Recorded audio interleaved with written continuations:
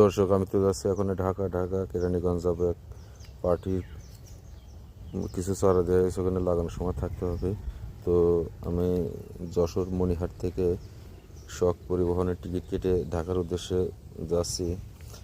সন্ধ্যা 6:30টার সময় গাড়ি ছাড়ছে যশোর মণিহাট থেকে। তো আমরা মাঝপথে যাত্রা বিরতি দিয়েছি। এটা যশোর ঢাকা মহাসড়কের গোপালগঞ্জ জেলার কাশিয়ানী থানার সাম্পান হোটেল। এই সাম্পান হোটেলটা অনেক নামি একটা হোটেল এবং এখানে চাইনিজ রেস্টুরেন্ট। এখানে অনেক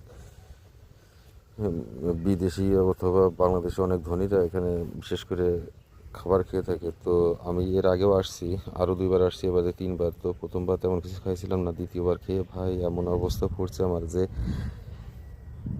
400 টাকা বিল করছে, কিন্তু যতটুকু সাধারণ একটা দোকানে একটা রুটি আর 10 টাকার একটা কলা খেলে, 10 টাকার একটা রুটি আর 10 টাকার একটা কলা খেলেও যতটুকু পেট ভরে, কিন্তু এখানে এসে খেয়ে ততটুকু পেট ভরে না। তারপরের থেকে আমি যতই হোক আমি আর সাম্পান হোটেলে খাবো না। তো আপনারা কে কেমন